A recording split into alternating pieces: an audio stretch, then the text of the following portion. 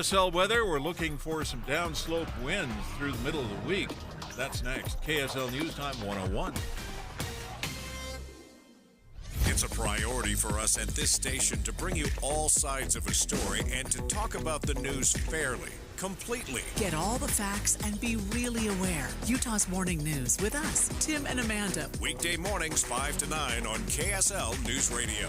When the weather warms up, it's like a stampede, except instead of dust stirred up by hundreds of hooves, it's a cascade of phone calls to Advanced Window Products. This is Jeff Kaplan. Soon as the sun shines and the snow's gone, people want new windows and frames from Utah's #1 custom window maker, and the wait for installation grows longer. But right now, you can get near the front of the line by calling for a quote and get $2,500 off when you purchase 10 windows or more. That's on top of the incredible savings for the highest quality double-pane windows and frames, any style, any color. See, at Advanced Window Products, they actually build the windows here in Utah, they install the windows, and they guarantee them for life. There's no middleman, and they can pass the savings on to you. They even offer buy now, pay later. So get in before the wait grows longer and get the $2,500 off. Get your new windows this spring. Make the call. Advanced Window Products, 801-850-9100. That's 801-850-9100. Or visit AdvancedWindowsUSA.com.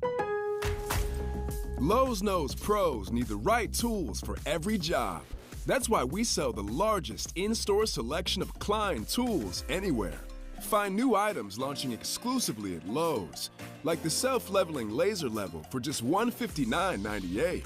Plus, shop the Connect socket set for just $49.98. Get Klein tools in-store and online today, because Lowe's knows tools. Lowe's knows pros.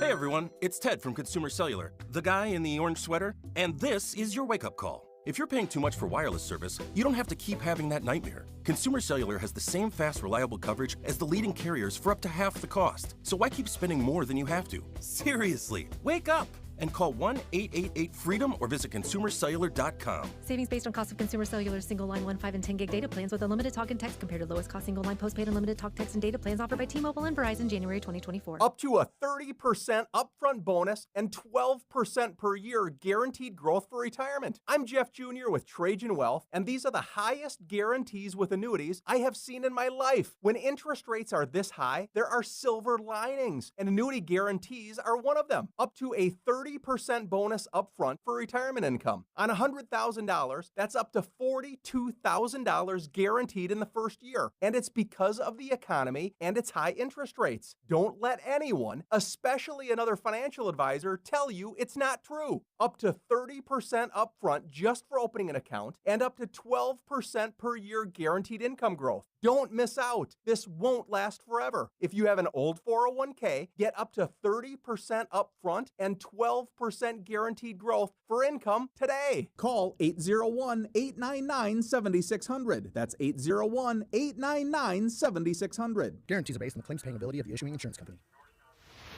Traffic and weather together brought to you by Sinclair's DinoPay app. Save up to 20 cents per gallon. Here's Ricky Meese. Hearing a lot about these delays on northbound I-15 leaving Woods Cross going through Centerville. One KSL traffic trooper saying it's pothole repair. Our own KSL traffic, KSL News Radio, Adam Small saying UHP is doing a slowdown, but you still have delays. It's starting to ease, but we have an accident northbound I-15 at Riverdale Road to the right, and that's backing traffic through Roy. When adventure calls, a new Murdoch Chevrolet is the answer. Right now, take up to 15% off MSRP on a Chevy Silverado 1500. Ricky Meese in the KSL Traffic Center. Cloudy skies with a chance of showers today, then easterly winds pick up Thursday morning, continue into Friday with gusts up to 50 miles an hour. Highs rise into the 70s for the weekend. 48 degrees right now. I'm Dan Bomas from the KSL Common Spirit Health Studios. Listen online at kslnewsradio.com. We're Utah's news, traffic, and weather station. Inside Sources. Inside Sources. America's voice of reason.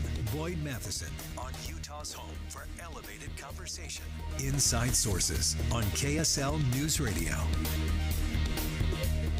As we work our way through what will be an intense election cycle here in 2024, One of the things that we're trying to get to is how do we make sure we can restore trust?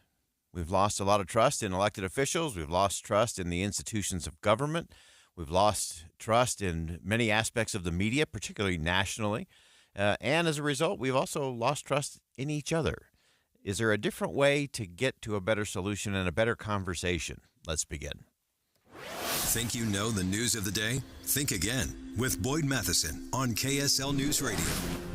Well, it's time to think again about what we think we know and ask some better questions. And one of the great question askers in our community is the executive editor of the Deseret News, Doug Wilkes.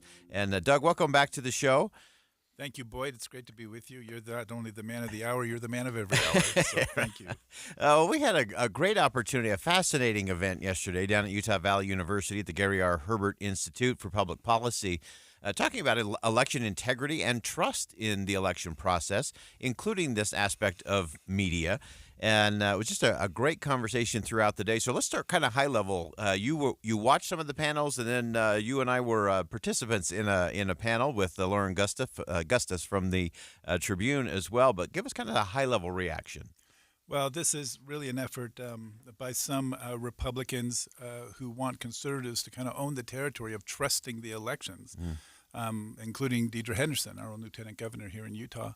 And they really want to put forth this idea like, look, these elections are secure, they're safe, they're dispersed. So the idea that someone could control the elections or there'd be collusion when it's really county by county, state by state, is really a false premise, and they want to get that word out. So Johns Hopkins University, R Street, which is a conservative think tank, and then also in conjunction with the Gary R. Herbert Public Policy Institute in Sutherland, put this event on and brought in people from Idaho and elsewhere to really try and talk about election integrity. Yeah, and it was such a great conversation. I was amazed at how many people were there that were leaning into this conversation from really across the spectrum in terms of both politics and also just in terms of professions. I thought that was really fascinating to see that all go. And so as we kind of start at the high level of it, Doug, you've had a unique perch in the media for a long time throughout your career. And as you look at that in terms of the media's role in all of this, just kind of walk us through some of the dynamics, some of the challenges, and how do we ensure that we're adding to that trust factor? Well, I think if you look at Utah as kind of a case study, 10 years ago, Utah began vote by mail. And the whole purpose of it was to increase participation. There was great concern that people weren't turning out to vote. So they started doing vote by mail. The participation rate increased, and it was very strong. Then, through COVID, other states weren't prepared to do vote by mail. People were concerned, and by then, in 2020, the dialogue had changed. So, for example, trust in media. 2016, 70% of the population had some trust in media. By 2021, 5 years later, it'd be down to 35%.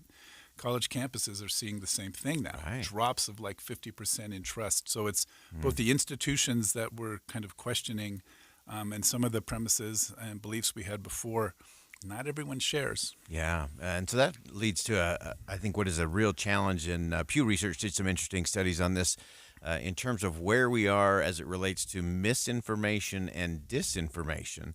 Obviously, national media has a role in that. Local media has a role in that. And then social media plays a huge role in all of that. How do you thread that needle? Well, we do know there are bad actors, other countries that try and very deliberately put misinformation out there. Yeah. There's plenty of studies showing that, both with sort of cyber attacks, but also then trying to get into the hands of American voters information to hurt the American cause, to hurt democracy, to hurt the republic. Separate from that, we've lost so many journalists. We have talking heads that aren't journalists, but people think they're journalists.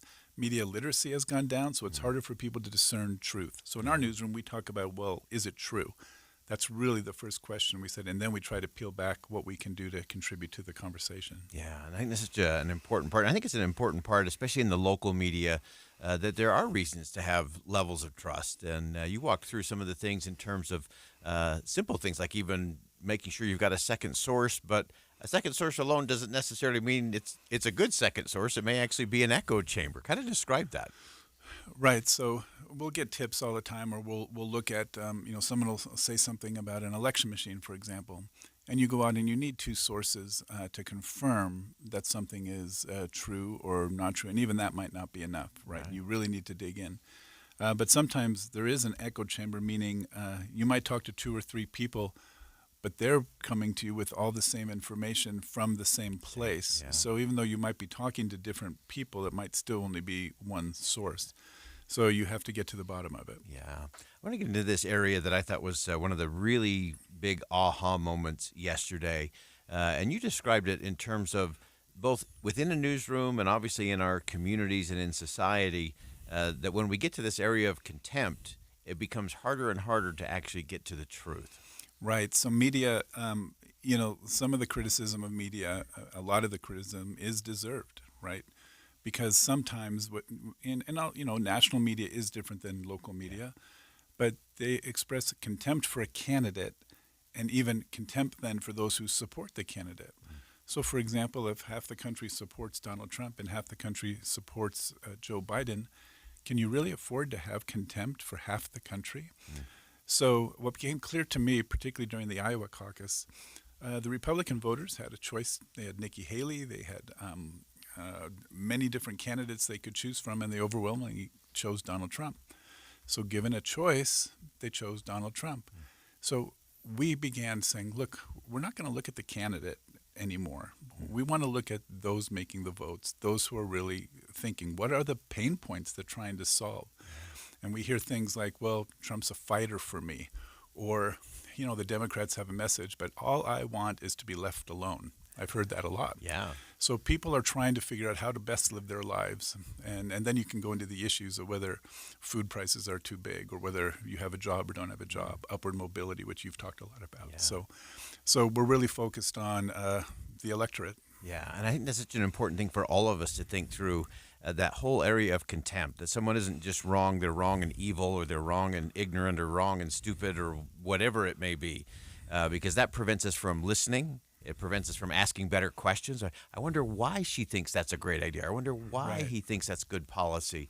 And so I think that whole idea of let's get past contempt for individuals or political parties or institutions, or even for people who look and think different than we do, then we can have a better conversation. Well, even at the Republican convention in Utah, where there was some expressing contempt, if you will, for Governor Cox's disagree better.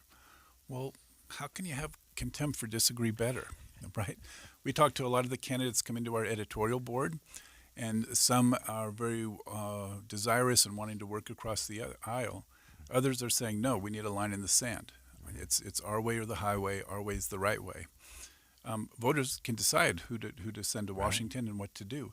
But it's an interesting perspective, and I think it's a little different than when we've been in past decades. Yeah, well, it'll be fascinating to watch. We look forward to having you back for the journey and for some good analysis and perspective in terms of how we have these conversations. And I think Doug nailed it yesterday down at Utah Valley University when he got to this whole issue of contempt. If we let contempt cloud our vision, we'll never be able to see the future we actually want to create together. Doug Wilkes, as always, thanks for joining us today. Thank you, Boyd. Good to be here. So again, it's time to think again about what we think we know. And if you find yourself in that feeling of contempt, if you find yourself saying that person is awful or horrible or terrible, that's a big red flag, because you can't be curious, you can't ask good questions, and you can't even hear a response that might change your perspective and cause you to think again. We'll be right back.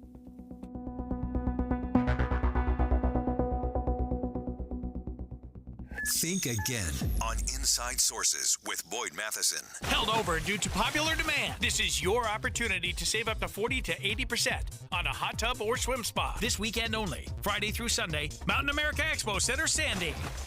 Be advised, this is your opportunity to save up to 40 to 80% on a hot tub or swim spa. This weekend only, Friday through Sunday, Mountain America Expo Center, Sandy. 18-month interest-free financing. Our factories have demanded we sell 1,000 hot tubs and swim spas this weekend. Mountain America Expo Center, Sandy. Huge factory incentives, factory rebates. This weekend only, Mountain America Expo Center, Sandy. We can remove your old hot tub. Free delivery of your new hot tub. Hot tub starting at $2,999. Mountain America Expo Center, Sandy. Free delivery of your new hot tub. Just relax and enjoy. apply. Mountain America Expo Center, Sandy. Friday, 2 p.m. to 8 p.m. Saturday, 10 a.m. to 8 p.m. Sunday, 10 a.m. to 6 p.m. Free admission, free parking, free delivery. Mountain America Expo Center, Sandy. Call 833-SPA-SALE or visit hottubandSwimSpaSale.com. Just last week, KSL was live from Utah's Law Enforcement Memorial. The suspect made a U-turn, deliberately targeting the officers. Now, Officer Bill Hoosier's name will be added. Kids wore blue to school this morning. People have been pulling over to leave flowers, American flags, cards, and other gifts. What he liked most about his job, he said, making a difference. In the line of duty. We take solace knowing that Bill died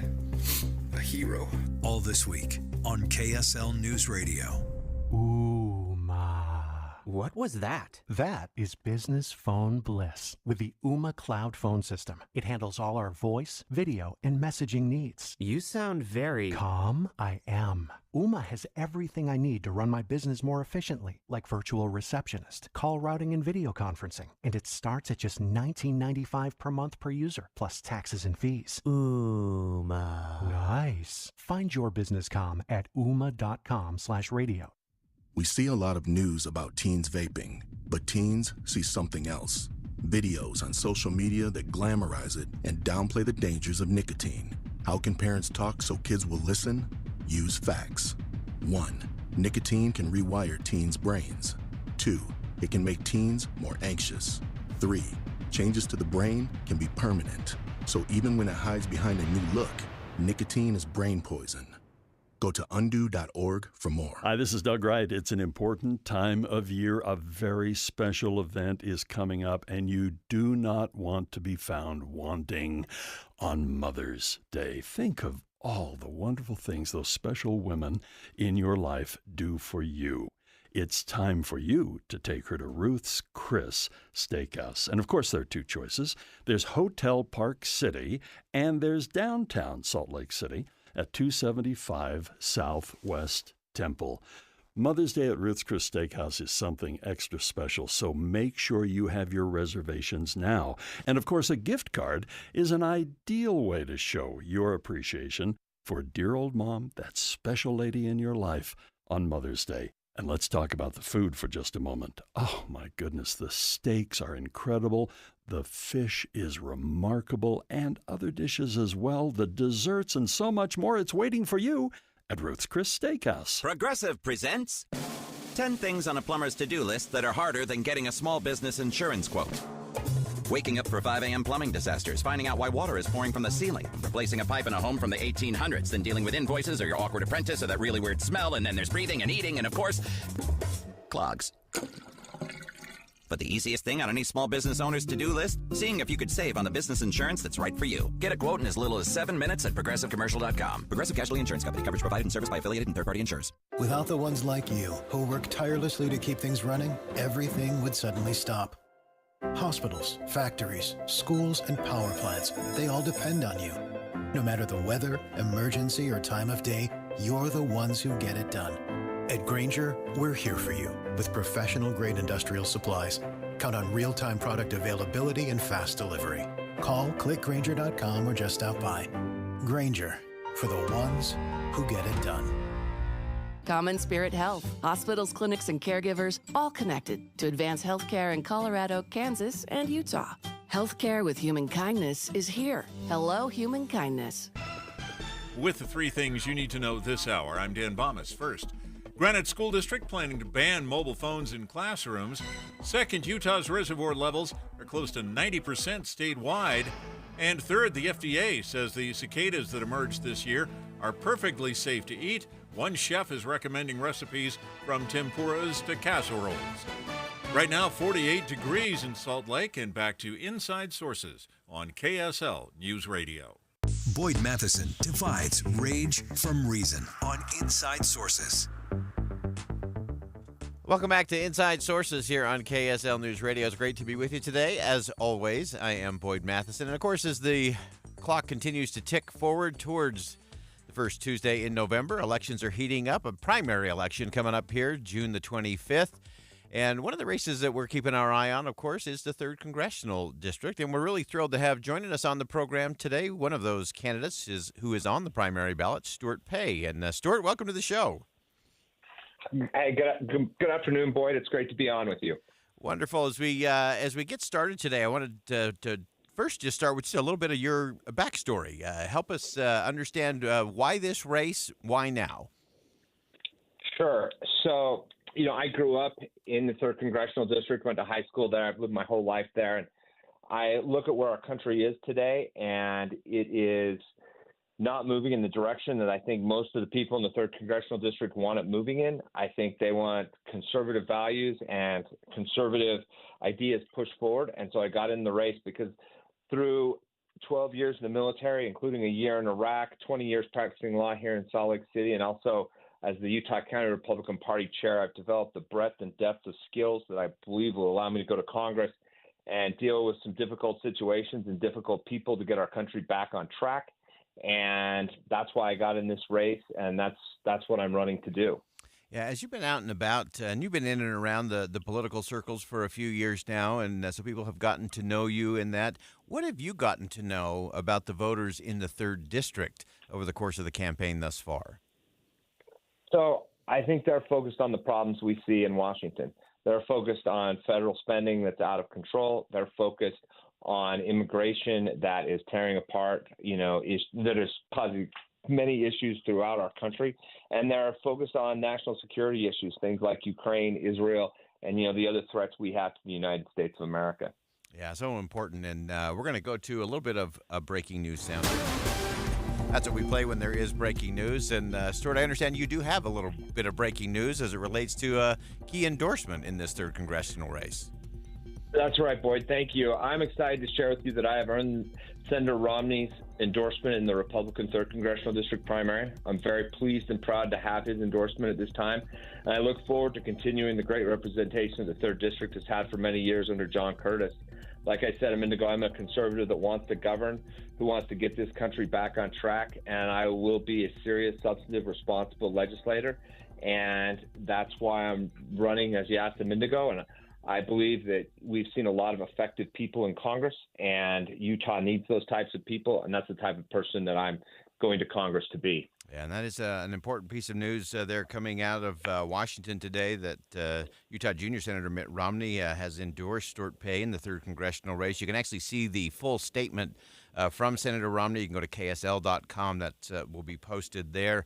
And Stuart, as you continue to look at how you move forward in the race, and as you've been taking in a lot of the conversations, has anything surprised you as an official candidate for a federal position? What surprised you in this process? I don't think, I was the county party chair a few years ago. I've been involved with a lot of different things. I don't think there's been a lot of surprises. I think what has, caught my eye is the serious view of Utah, let me start over. I think what has surprised me is how frustrated Utahns are with the Republican Party not governing. We've got a majority in Congress right now, and we're not getting anything done. I think there was a lot of frustration over the omnibus bill. I think there's been a lot of frustration over the back and forth with the speaker.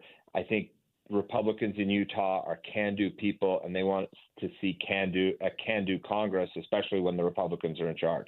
Yeah, and so give us a sense of the focus. We always say that the biggest challenge in Washington is focus. Everything is chasing and racing, and sometimes that's done by design by leaders of both parties to keep people distracted from work that they might want to get done.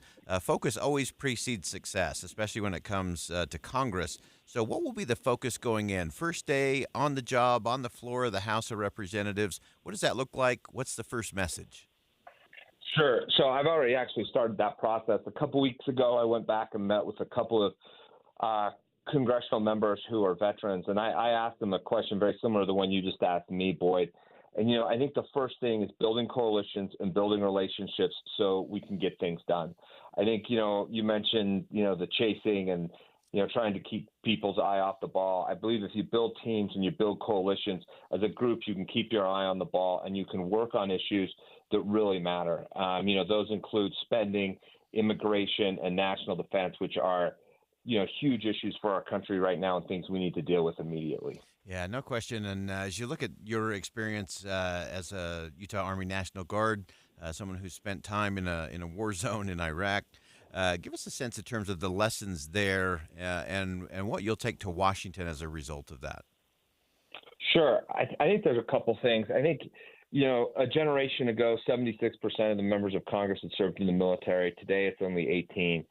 And, one of the things I learned when I was in the military is that through that military experience, you get a joint set of values and a joint set of experiences that you can use to, move forward. And in Congress, you can use that to build relationships with those people. You start from a similar position on military issues. Secondly, the sacrifices that this country requires.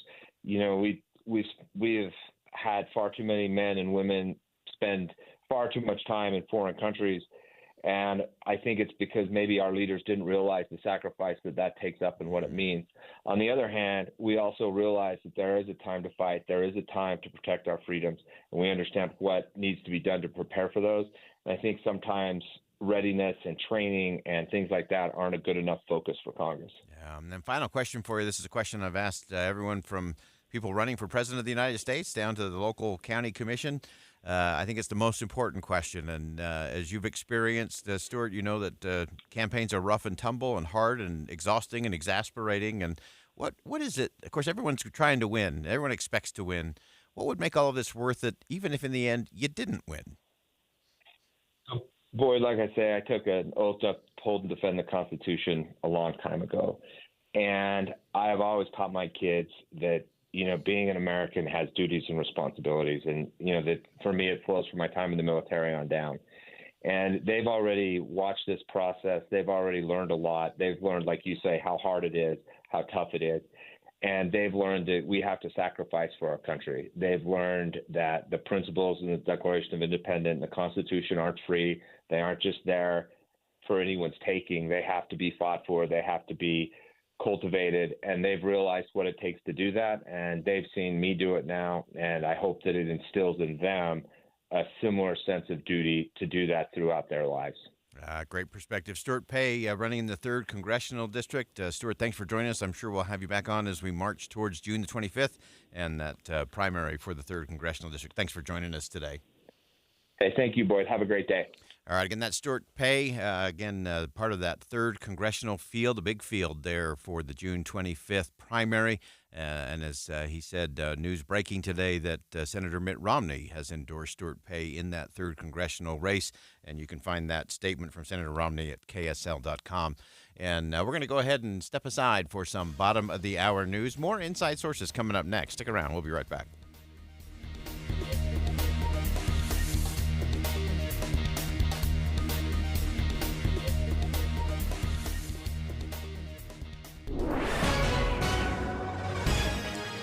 It's 1:30 at KSL News Radio. I'm Dan Bomas. KSL's top local story this hour. Our most recent rain and snowfall helped to bring Utah's reservoirs to an average of about 90% capacity statewide. Michael Sanchez with the Utah Division of Water Resources says we're well above last year's average. Last year, we were at a little over 50%, so we've gained a ton of water. He says reservoir levels will likely go down from here as water managers decide how much room they need to make for the snowpack that's left in the mountains. Our top national story this hour from ABC News. Michigan Governor Gretchen Whitmer is touring the damage left behind by the latest string of tornadoes and storms to hit her state.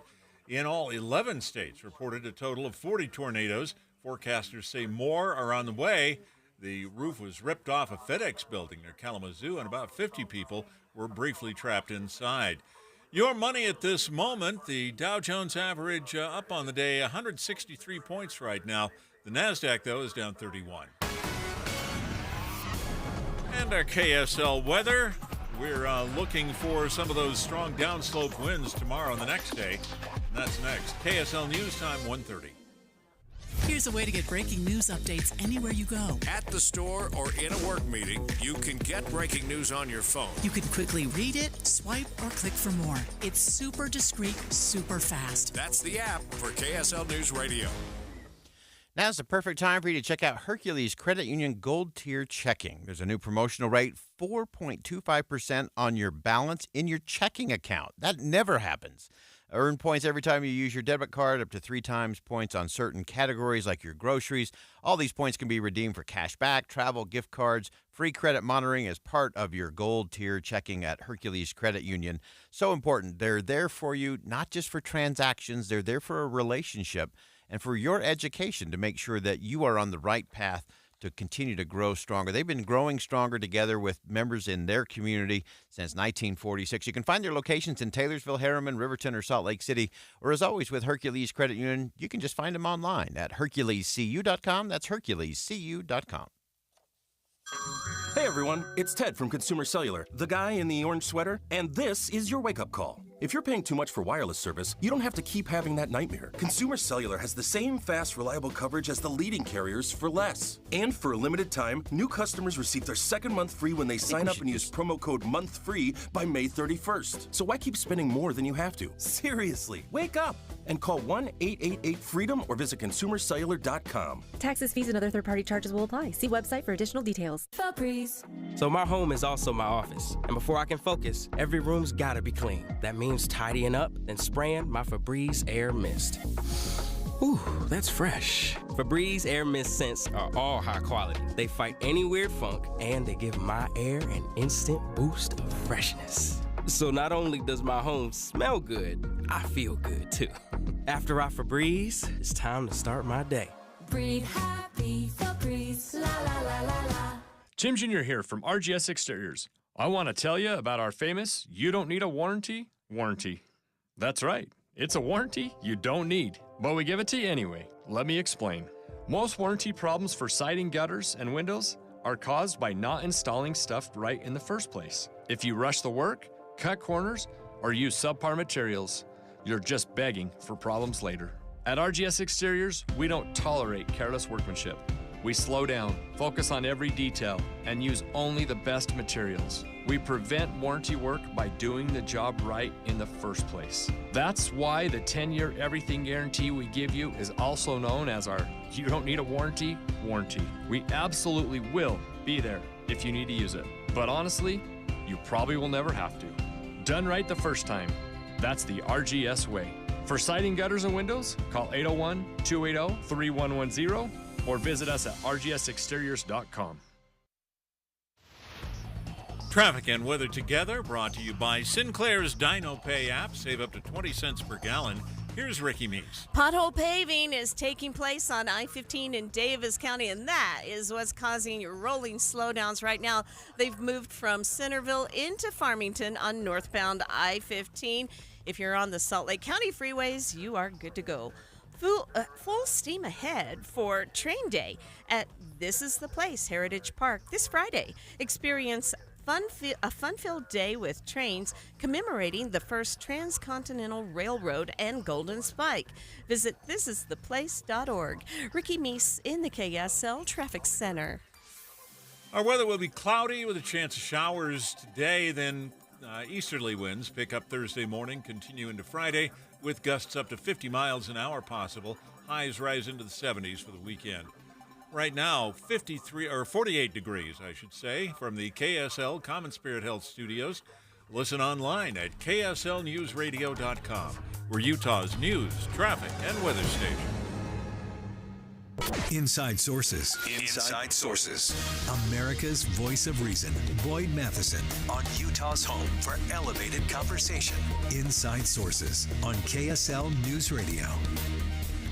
We've covered the ongoing debate regarding social media use among our young people in particular, and there's still much to debate because we have a lot more to learn. I think as the technology continues to develop, things continue to change.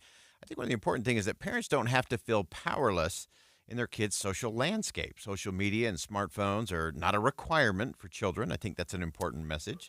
They're not a prerequisite for fitting in or being part of the with the three things.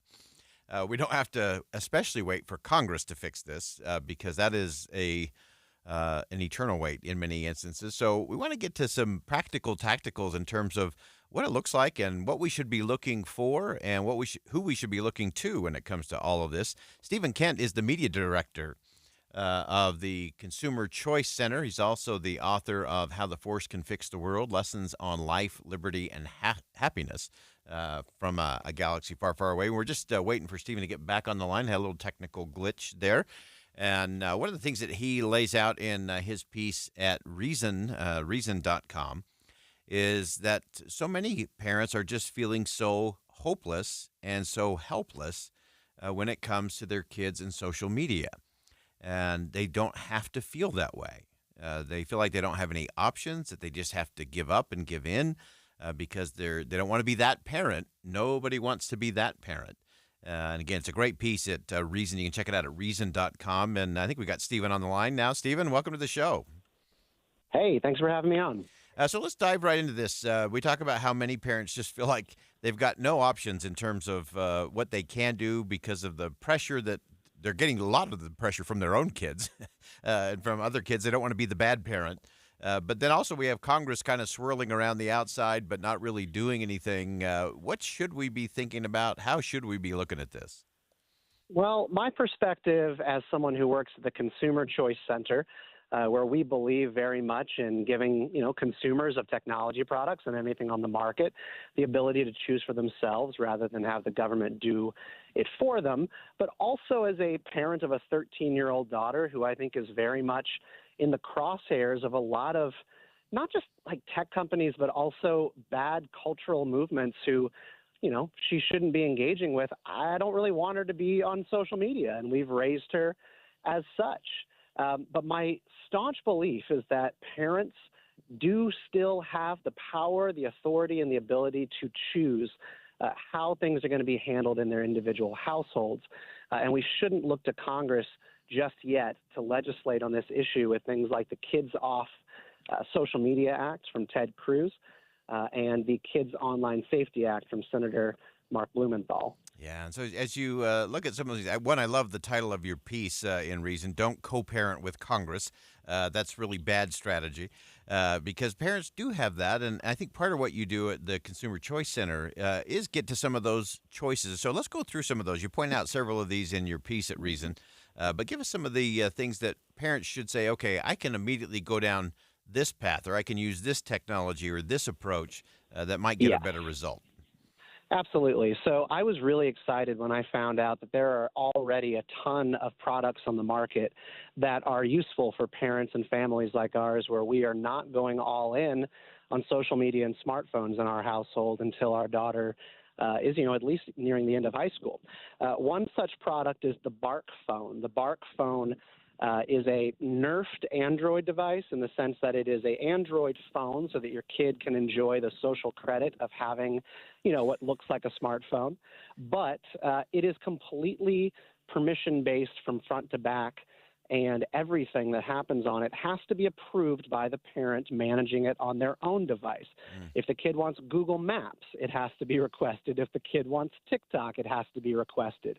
And you also are getting AI-generated updates on things that are being said on the phone, text, communication, photos that are shared on the phone that AI detects as being potentially harmful. Now, it can be a little bit over the top in some of its monitoring, but those are things that you can turn off if you think it's a little bit too much. Yeah, and I think that's important too, because then it's the parent making the choice, not a social media app and not a government regulation of one form or another. It's actually parents parenting, which I know may seem like a radical concept today. Yeah, well, people are scared.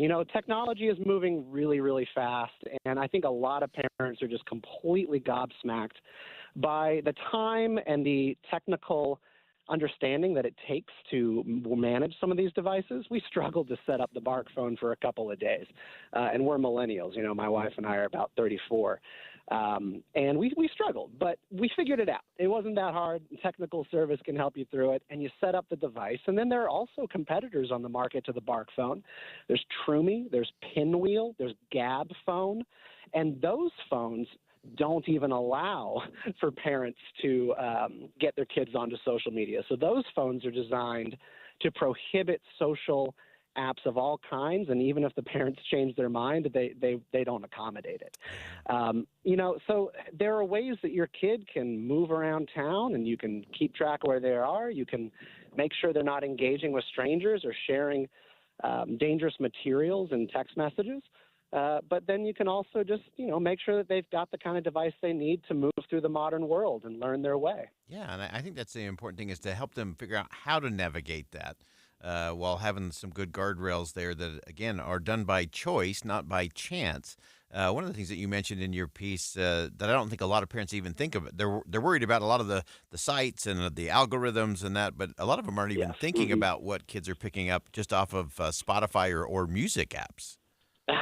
Yeah, it's pretty alarming. I mean, I note in my article over at Reason that the monitoring on the Bark phone for my daughter is kind of funny. It sends me notifications when my daughter's listening to songs by Journey and the Killers, Mr. Brightside, and the AI in the phone detects, sexual or violent lyrics or mentions of guns. And that's a little goofy, but if my daughter were being served up by Spotify's recommended music, songs by Cardi B that are intensely sexual in nature, I would want to know that. Yeah. I would absolutely want to know that. And I say that as a consumer who uses Spotify every single day. I get recommended some songs that I have no interest in listening to. And that's going to happen to your kid as well. That's what happens on YouTube. I, for one, I'm always surprised by my YouTube algorithm. It suggests some videos to me that are shocking. And I looked at my daughter's YouTube and checked out some of the things that she was being recommended. And I will tell you, the recommended videos page was 10 perfectly appropriate videos and then one that I just made my eyes pop with the sexual nature of it. And I was like, why would this even be on YouTube? And why is this being recommended to a child? Yeah, this is such an important conversation. And I love the fact that you're saying, hey, parents, you got to be in the game. This is what parenting looks like. This is what parenting sounds like. This is what parenting acts like. And the best way to do it is to actually do it and not look to Washington, not look to the social media platforms to do the job because it just won't get done. Yep. Once you give that power away, remember, everybody, you will never get it back. If you cede ground to Congress to manage any part of your life, it's a power that you will never get back. And we as parents, we need to keep up with the tech as best we can. We need to take the time to read and learn about different products that are on the market. And if you're asking me as a private individual and as a parent, you don't give your kid smartphone devices or social media until they're mid-teens. I think that is backed up by science. I think that is backed up by research on the effects that it has on children, but to each their own. At the end of the day, though, you don't have to give them the same device you have. There are ones out there that are modified for children's use, and I don't think people really know about them. Yeah, great perspective. Stephen Kent's the media director of the Consumer Choice Center. He's also the author of How the Force Can Fix the World, Lessons on Life, Liberty, and Happiness from a Galaxy Far, Far Away. Stephen, great perspective, great piece. Everyone check that out at Reason.com today. And Stephen, thanks again for joining us. Yeah, thank you. Again, that's Stephen Kent from the Consumer Choice Center. And we'll go ahead and step aside for a quick commercial break. But don't go anywhere. We're going to stay on the theme and some of the impact of how this is impacting our generations and our young people. Lois Collins is going to join us talking about the ability to connect, even eye connection, coming up next. Stick around.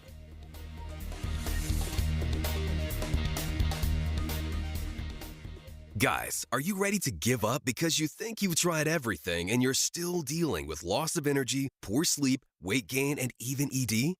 Revive Men's Health Salt Lake City has local medical providers that offer low T and ED treatments customized to each patient's unique physical makeup.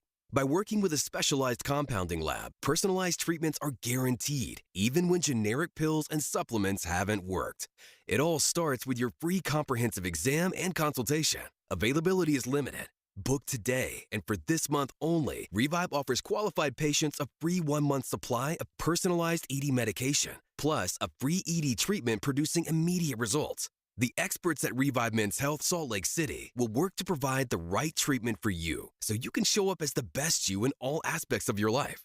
Call 801-263-7777. That's 801-263-7777. or send them a private message at ReviveMen'sHealth.com. It's time for the KSL Give-a-thon. We need your help raising money for sick Utah kids receiving treatment at Primary Children's Hospital. Go to KSLKids.com and donate today. Be a smile maker. An automatic gift each month helps save the lives of children all year long. Sponsored by J&J Garden Center in Layton. A big thanks to other generous sponsors, including the Utah Hyundai dealers, for their amazing support of the kids at Primary Children's. The KSL Give-a-thon. We can't do it without you. Please give today at KSLKids.com. Progressive presents 10 things on a food truck owner's to-do list that are harder than getting a commercial auto insurance quote. Stocking the fridge, prepping the stations, finding employees that get along well, finding employees that actually do their job. Looking at you, Gary. Balancing the books, balancing the flavors, having a fresh menu and fresh produce and fresh meat, but never a fresh mouth. But the easiest thing on a small business owner's to-do list? Seeing if you can save on commercial auto insurance. Get a quote in as little as 7 minutes at ProgressiveCommercial.com. Progressive Casualty Insurance Company and Affiliates. Coverage subject to policy terms and conditions. I'm Kareem Abdul-Jabbar. I learned about atrial fibrillation the hard way. My symptoms would come and go. Shortness of breath, fatigue. I kept going. Then I got so lightheaded, I couldn't. My doctor said I have AFib, so I'm about 5 times more likely to have a stroke. Other symptoms, irregular heartbeat, heart racing, chest pain can come and go, but the risk of stroke stays. If you have symptoms, tell a doctor. Visit notimetowait.com. Sponsored by Bristol-Myers Squibb and Pfizer. Does your student have a hard time getting up in the morning? Or struggle to fit certain classes into a packed schedule? Consider a few online classes at Mountain Heights Academy, a tuition-free online public charter school. Any Utah student in grades 9 through 12 can replace a few traditional classes with high-quality online courses and get the best of both worlds. Their teachers have years of experience in digital education, and all courses meet Utah graduation requirements. Learn more at mountainheightsacademy.org.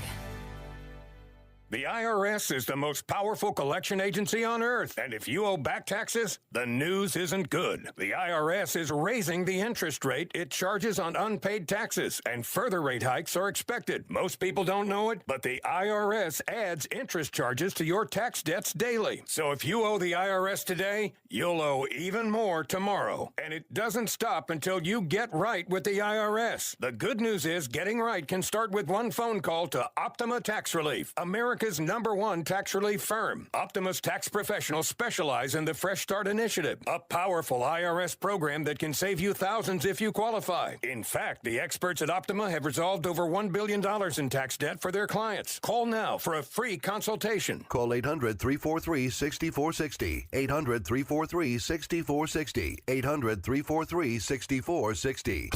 Optima Tax Relief.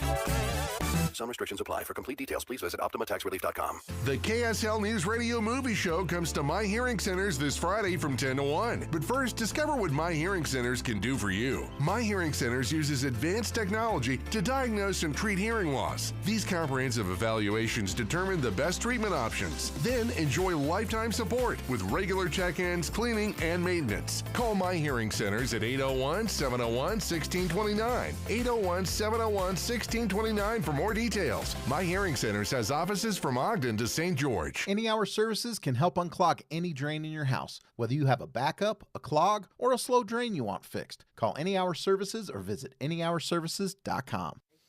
The Good Feet store, the life you love, starts here.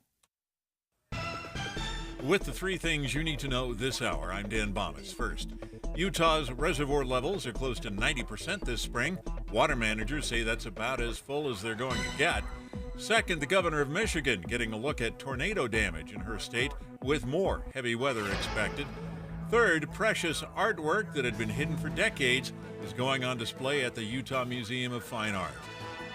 Right now, 48 degrees in Salt Lake City, and back to Inside Sources on KSL News Radio. Get deeper insights on the news from Inside Sources. Of course, the feeling of belonging is one of the most important things for human well-being.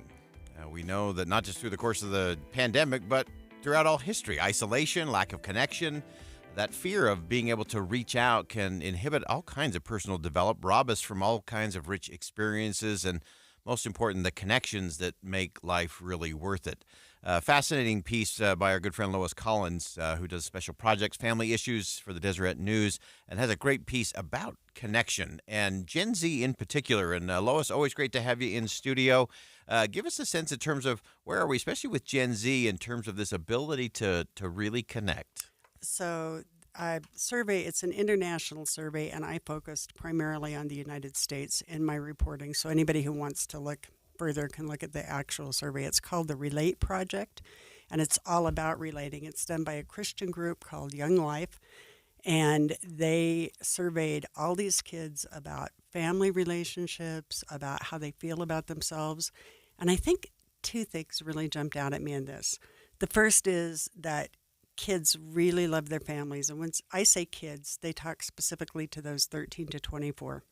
They really love their families. They count on their families. But about 40% of them don't necessarily feel like they deserve to be loved. And I think that there's something there, especially for adults, to reach out to kids and help them feel like you deserve to be loved.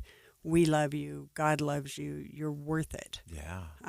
That was a very striking finding. Yeah. I want you to, before we go to the next piece of that, I know there's more components to that, but I want to unpack that a little bit more, because that feeling of not being deserving, I think there's a lot underneath the hood when it comes to that one. I think, and they didn't go into huge detail. They had kind of a set series of questions, but other reporting I've done, part of it ties into the whole anxiety and depression thing that we're seeing, and we don't know what part of that is actually like environmental, what's contributing to it. We don't know. Yeah. They're still trying to figure that out, but these kids feel really, really hopeful. They're moving forward, but they're really unsure of their place in the world, and I think COVID may have played a part in that. Yeah. If you go back 4 years, the oldest of these kids were 20. The youngest ones were little guys in like pre-middle school, 9 years old. I think that there was a feeling of disconnection there. Things went on Zoom, all sorts of things happened in COVID. And so maybe they just feel a little more disconnected than the generations before and after them. I think time will tell, and time will tell if they kind of recuperate from that. Yeah. But that's me speculating based on other reporting. Yeah. So. Yeah, I do think that's so interesting, and I think that we often talk about how do we help kids have that sense of peace so that they can adapt and adjust and learn and move forward. But I think to your point, Lois, I think it's also this sense of place. That it is a lot a of things sense of place. They feel very disconnected. Yep, there's a sense of place and there's a sense of time. The world is a little bit crazy right now. People are maybe sometimes less civil than they ought to be. To me, it seems like there's more road rage. There's a lot more going on right now, and I'm right and you're wrong and that kind of thing, and I think that's hard.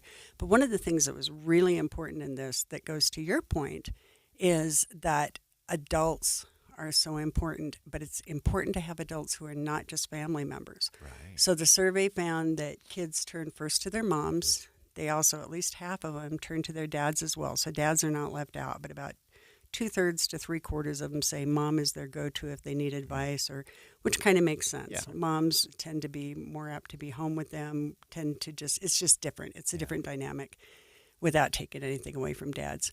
But equally important is how many of these kids feel like they have another adult who is not a family member. So we're not talking about Uncle Joe or Aunt Susie. We're talking about coaches, teachers, mentors, different people who make them feel like they believe in them, they have their back, and they will show up for them. And the numbers are really pretty high when you're about 13 to 15 years old. And then the numbers sink a little bit when you're 16 and 18. And that's the other thing that really stood out in this study, is that about 16 to 18 years old, kids can't figure out where they are in the world. They're getting ready to make some tricky transitions. They are trying to kind of emotionally and physically separate themselves a little bit from their parents. Friends take on like this huge dynamic, and you can only pray that your kids have good friends who are good people. And that's an age of kind of disconnect. And you start seeing some of this disconnect and the sense of not being sure that you're lovable in those kind of teenage, potentially rebellious years. Yeah, I think connecting those dots, I think, is so vital. And I want to go back just to that another adult, not family member, anyone who ever thinks for a nanosecond that signing up to be the coach of the Little League softball team or lacrosse team or being the driver to the dance studio or volunteering at the school, being part of the PTA, if you think for a second that doesn't make a difference, the data doesn't lie. And when kids have that connection, teacher, coach, parent, instructor, that is a huge difference maker, especially when they get to that 16 to 18 range where suddenly they're pulling more away from parent.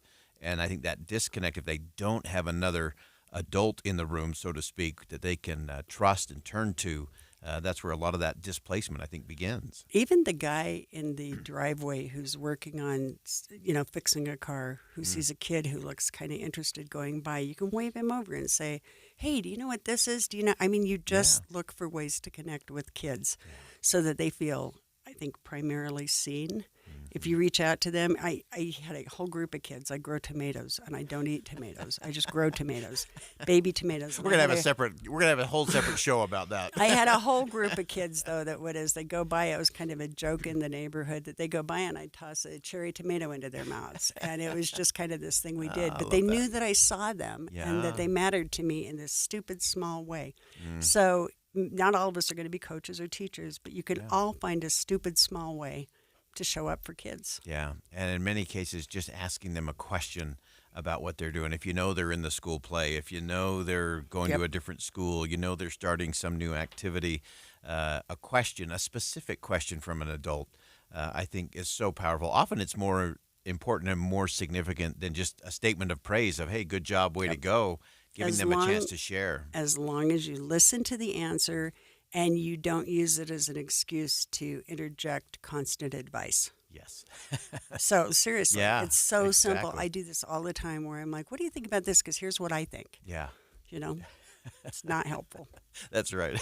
The advice column has to be the separate part of the program, to be sure. Anything else stand out for you just in our last minute from the survey? Just how much hope there is. I mean, I love the fact that kids love their family so much. I love the fact, the other thing that stood out to me was that more than half of kids would much prefer to be with their friends face-to-face than like texting or screen time or stuff.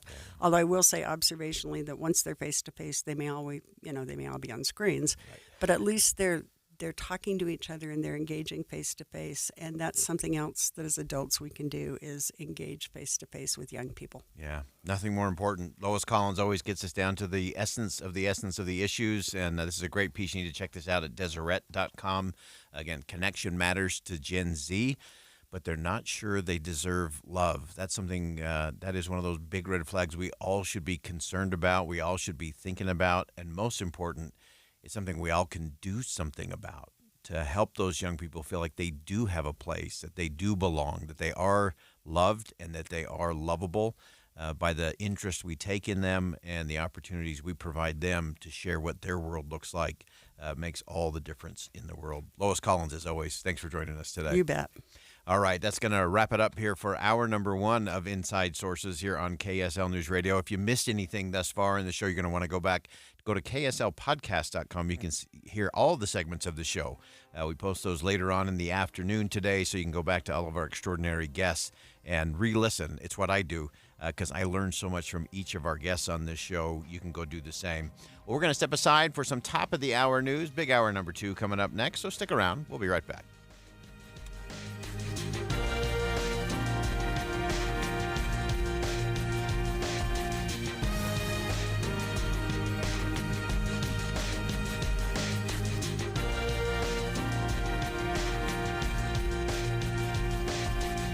KSL FM Midvale. KSL Salt Lake City. From the KSL Common Spirit Health Studios, this is KSL News Radio.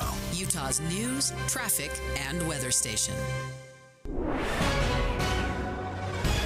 It's 2 o'clock at KSL News Radio. I'm Dan Bonas. KSL's top story this hour. A Utah museum found some priceless drawings hidden between the layers of an art piece they were restoring. KSL News Radio's Alexandria Bonilla reports. The 1932 4-panel screen by Japanese-American artist Chihiro Obata was being restored for the Utah Museum of Fine Arts when the conservator noticed the middle layers were covered in sketches. Over 150 drawings on scattered papers were glued together to create the structure for the panels. The drawings are believed to be from Obata and his students, according to the museum's website. The curators say it gives an insight into who Obata was, especially when the random tax papers were found in there. The screen is part of an Obata exhibit at the museum. He spent time in Utah during World War II when he was interned at the Topaz War Relocation Center near Delta. Our top national story this hour from ABC News. House Republicans are targeting Attorney General Merrick Garland for contempt of Congress. They're focusing on the Justice Department's refusal to turn over audio tapes of President Biden's interview with Special Counsel Robert Hur. The House Judiciary Committee set to vote on the resolution next week, teeing up a full vote on the House floor. Your money at this moment, the Dow Jones average up 171 points on the day, while the NASDAQ is down 29. And our KSL weather looks like big winds expected in Davis County the next couple of days. That's next. KSL News Time 2:01. News doesn't just mean information or dates. It's the story of our local history being told in real time. Be a part of the story. This is Tim Hughes and Amanda Dixon. We hope to be a part of your story. We have you covered on KSL News Radio. Hi, this is Doug Wright. It's an important time of year. A very special event is coming up, and you do not want to be found wanting on Mother's Day. Think of all the wonderful things those special women in your life do for you. It's time for you to take her to Ruth's Chris Steakhouse. And of course, there are two choices. There's Hotel Park City, and there's downtown Salt Lake City at 275 Southwest Temple. Mother's Day at Ruth's Chris Steakhouse is something extra special, so make sure you have your reservations now.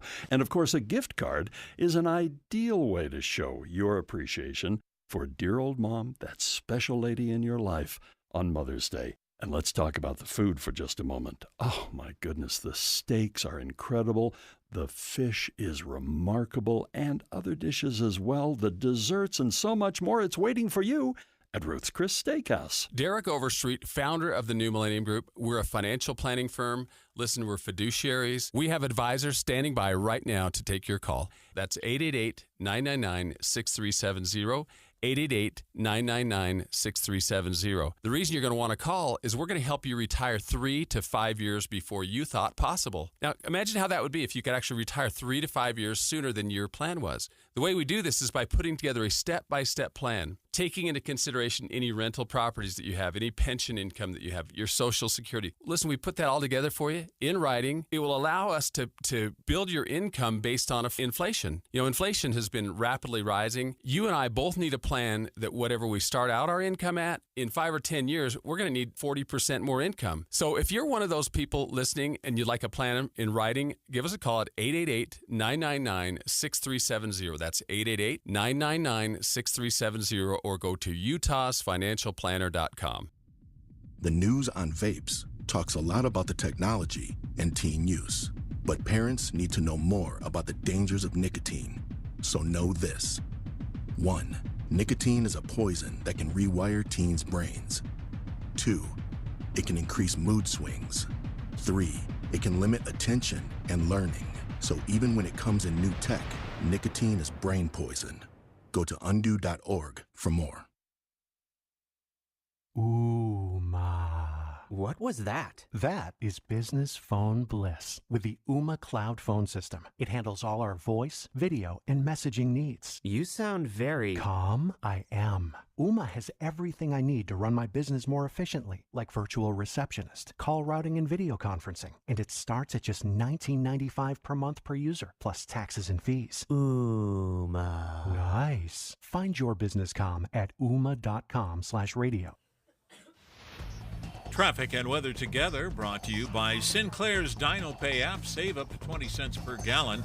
Here's Ricky Meese. More slowdowns due to road work. It's as you're going from southbound I-215's westbound to westbound I-80. And you will see that all traffic is in the right lanes of travel. You'll see better speeds by the time you hit Bangalore Highway. Also, downtown drivers. We have an accident affecting all directions of traffic at the intersection of 5th South and 4th West. When adventure calls, a new Murdoch Hyundai is the answer. Lease a new 2024 Tucson for only $365 per month, or 3.99% for 5 years. Ricky Meese in the KSL Traffic Center. Cloudy with a chance of showers today, then easterly winds pick up Thursday morning and continue into Friday with gusts up to 50 miles an hour. Highs rise into the 70s for the weekend. Right now, 50 degrees with partly cloudy skies. I'm Dan Bomis from the KSL Common Spirit Health Studios. Listen online at kslnewsradio.com. We're Utah's news, traffic, and weather station. Inside Sources. Inside Sources.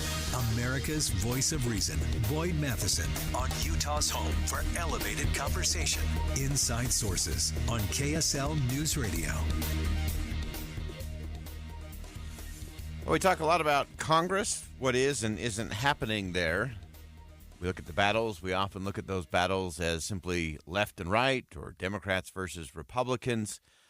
But what if there is something underneath just the big headlines of red, blue, liberal, conservative, Democrat, Republican? What if there's some more nuances underneath that? Let's check it out. Let's begin.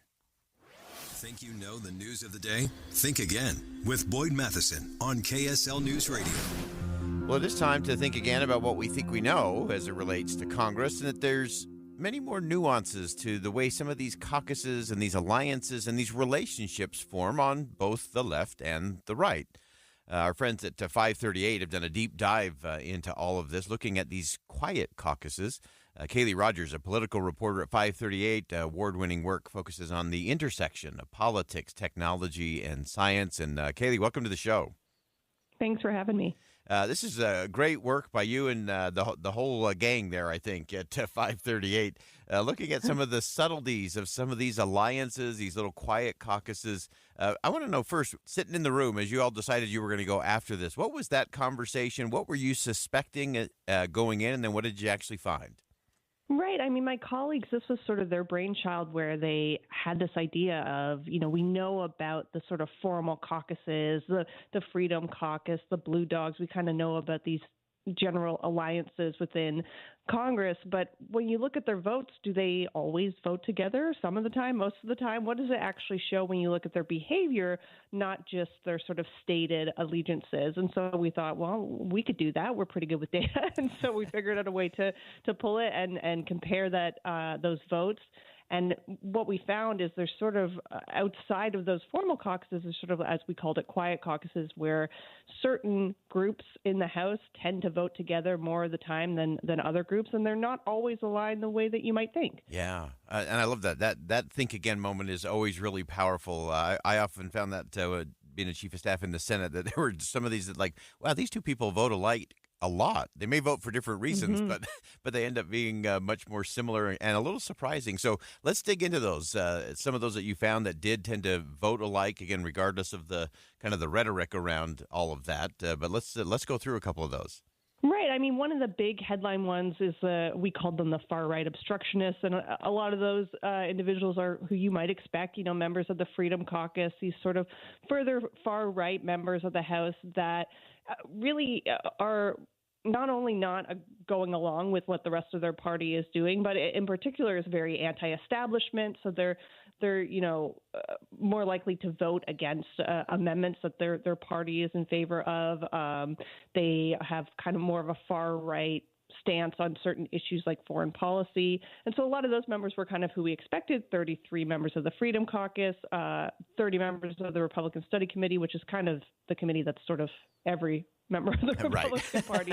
It's sort of the big tent one. Yeah. But, there were some surprises in there as well. We had Ben Klein, who's a member of the Problem Solvers Caucus. So a little surprising to see him, as part of this more obstructionist group. Yeah.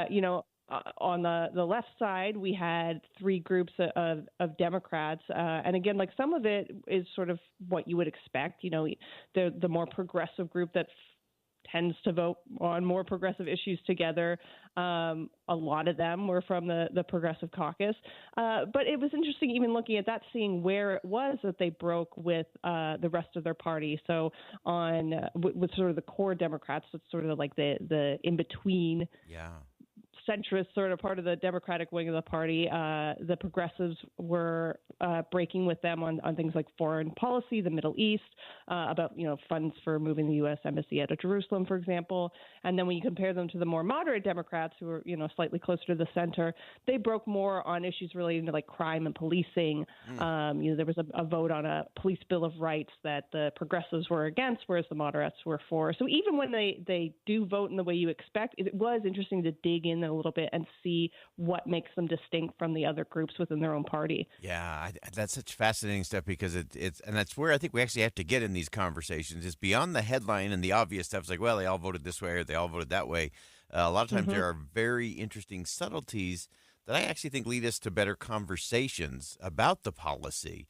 When you start to understand, oh, well, they wanted this component, or wow, this was really the struggle point for them. And so as you went through that and looked at some of those processes, of course, everyone's looking at where are the people who are going to get something done committee. So you sort of have that problem solvers caucus and describe for me what you found kind of in terms of that middle, whether it's kind of the more centrist Democrats and the more centrist Republicans and some of these problem solver folks. Give us a sense of how those played out and what do you expect to see from them, especially in this kind of contentious, polarized election cycle? Right. So if you go to our project and you scroll down, you can actually see how these different groups voted on specific types of votes in the House, which can be a little weedy, but we've tried to break it down and make it easy for everybody. But I'll give you an example. So there's a procedural process, as you're aware, called suspension of the rules. And usually this is something that's used to vote on less controversial stuff. It makes it easier to sort of expedite the passage of this legislation with a 2/3 majority vote. And Speaker Mike Johnson has been using it to try to push through bills that he has been getting, opposition from that far right wing. And when you look at that, most of the sort of all the parts of the parties that are kind of closer to the center, they're all voting, 95, 96% in favor of this kind of vote. But then the progressive wing, they're only voting 87% in favor of it. And the far-right obstructionist group, they're only voting 77%. So you can see where we're starting to get that breakdown of process, where normally this would be stuff that's kind of procedural and getting passed. And these sort of farther fringy wings of both parties are the ones that are kind of holding things up. Yeah. Oh, it's so fascinating, and I will confess that I did go down the rabbit hole on the on the website because it is so interesting to see all of those little nuances. And as you pointed out, Kaylee, some of those people you say, "Wow, that's surprising." They would vote this way, or they'd be considered part of this group. But I do think that leads to better conversations, and everyone should check that out. If you go to projects.538.com, you'll see it has the different types of Democrats and Republicans in the House for 2024, and it is really interesting to scroll through and look at some of those scenarios and angles. What's one thing that surprised you in this whole process, Kaylee, before I let you go? I think what really surprised me was how much these groups actually really established themselves. Once we started looking through the votes and running it through, doing the math to it, so to speak, it became really clear, these clusters. And the fact that there were really 5 distinct groups on the Republican side and 3 distinct groups on the Democrat side really shows that there's much more division on the right now, which, we can kind of glean just from all the animosity and the trouble they've been having getting stuff passed and switching speakers every few months.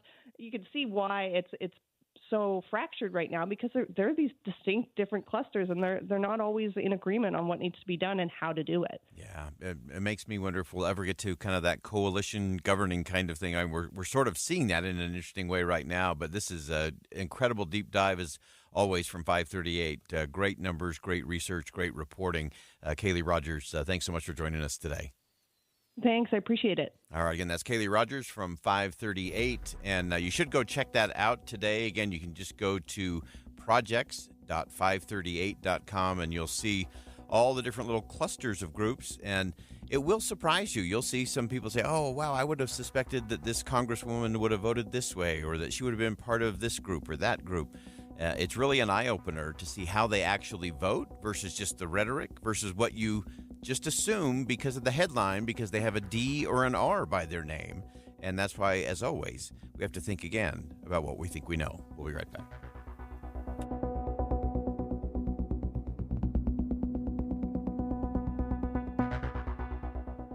Think again on Inside Sources with Boyd Matheson. What does an Olympic venue, Memorial Weekend, music, food, canine athletes, and handlers celebrating 20 years all have in common? The 20th anniversary of the Soldier Hollow Sheepdog Classic, presented by Purina Pro Plan, May 24th through 27th. A glorious event set amidst the Soldier Hollow mountainside.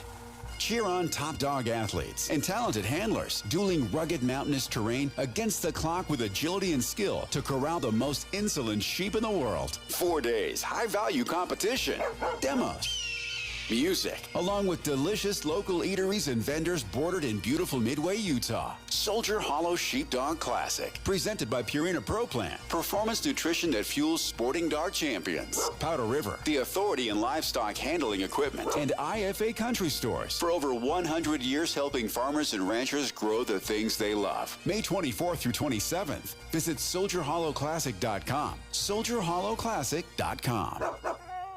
Just last week, KSL was live from Utah's Law Enforcement Memorial. The suspect made a U-turn, deliberately targeting the officers. Now, Officer Bill Hoosier's name will be added. Kids wore blue to school this morning. People have been pulling over to leave flowers, American flags, cards, and other gifts. What he liked most about his job, he said, making a difference. In the line of duty. We take solace knowing that Bill died a hero. All this week on KSL News Radio. Guys, are you ready to give up because you think you've tried everything and you're still dealing with loss of energy, poor sleep, weight gain, and even ED? Revive Men's Health Salt Lake City has local medical providers that offer low T and ED treatments customized to each patient's unique physical makeup. By working with a specialized compounding lab, personalized treatments are guaranteed, even when generic pills and supplements haven't worked. It all starts with your free comprehensive exam and consultation. Availability is limited. Book today, and for this month only, Revive offers qualified patients a free 1-month supply of personalized ED medication, plus a free ED treatment producing immediate results. The experts at Revive Men's Health Salt Lake City will work to provide the right treatment for you so you can show up as the best you in all aspects of your life. Call 801-263-7777. That's 801-263-7777. Or send them a private message at ReviveMen'sHealth.com. Held over due to popular demand. This is your opportunity to save up to 40 to 80% on a hot tub or swim spa. This weekend only, Friday through Sunday, Mountain America Expo Center, Sandy. Be advised, this is your opportunity to save up to 40 to 80% on a hot tub or swim spa. This weekend only, Friday through Sunday, Mountain America Expo Center, Sandy. 18-month interest-free financing. Our factories have demanded we sell 1,000 hot tubs and swim spas this weekend. Mountain America Expo Center, Sandy. Huge factory incentives, factory rebates. This weekend only, Mountain America Expo Center, Sandy. We can remove your old hot tub. Free delivery of your new hot tub. Hot tub starting at $2,999. Mountain America Expo Center, Sandy. Free delivery of your new hot tub. Just relax and enjoy. Mountain America Expo Center, Sandy. Friday, 2 p.m. to 8 p.m. Saturday, 10 a.m. to 8 p.m. Sunday, 10 a.m. to 6 p.m. Free admission, free parking, free delivery. Mountain America Expo Center, Sandy. Call 833-SPA-SALE or visit hottubandSwimSpaSale.com. Progressive presents good news, bad news, dumb news, then great news. Good news. While leaning over the fence, your neighbor said you could save money bundling home and auto insurance with Progressive. Bad news. Your neighbor leaned over a little too much and broke your fence. Dumb news. Somehow fence wood is more expensive than wood. Great news. You decide to see if you could save money bundling at Progressive.com and to plant really tall shrubs. Progressive Casualty Insurance Company affiliates and other insurers not available in all states. Want to keep your gas-powered engines running like new? Stable's proprietary formulas are proven by third-party testing to outperform the competition in keeping fuel fresh, preventing corrosion, and cleaning the entire fuel system. With Stable, you can have confidence you are doing the right thing for your engine's long-term health. Just pour into your gas can or fuel tank, then top off with fresh fuel. At every fill-up or when you store, start with Stable. Available where fuel additives are sold. Here's an easy tip from Jordan Valley Water to know when it's time to water your lawn. If you step on your grass and it pops right back up again, you don't need to water yet. For more tips, visit waittowater.com. With the 3 things you need to know this hour, I'm Dan Bomas. First, the work of a well-known artist multiplied when the Utah Museum of Fine Arts was restoring a painting. They found more sketches on the paper used to back up the larger work. Second, coaches are challenging a new rule that keeps international athletes from playing varsity high school sports. And third, Attorney General Merrick Garland is facing a possible contempt citation from Republicans in Congress. Right now, 50 degrees, mostly cloudy in Salt Lake City. And back to Inside Sources on KSL News Radio. Hear elevated conversation on crucial issues. Boyd Matheson on Inside Sources. We're always looking for the additional angles and under-the-surface conversations on whatever the big topics of the day are. It's getting underneath the headlines, and there's been a lot of headlines of late in terms of what's happening in the Middle East, the conflict between Israel and Hamas in Gaza. And that whole conflict is way more complicated than it's often displayed. It often gets conflated, especially in the national media, the mainstream media. The protests that have been happening on campus, likewise, have been conflated into a whole host of things. And so often we don't really get the perspective in terms of what's really going on. How's this really being perceived? We focused a lot on what Americans are thinking about things, but we want to shift gears a little bit today, and we're going to see what does it look like inside of Israel today. On the New York Times podcast, The Ezra Klein Show, journalist and just a great thinker, Ezra Klein, interviewed an Israeli journalist to dig a little deeper, again, past the headlines, and do a little reverse engineer. What does what's happening here in the U.S. look like from inside of Israel? Fascinating stuff. So Ezra Klein spoke to Ari Shavit. And again, Ari's a journalist, a writer. He's the author of the book My Promised Land.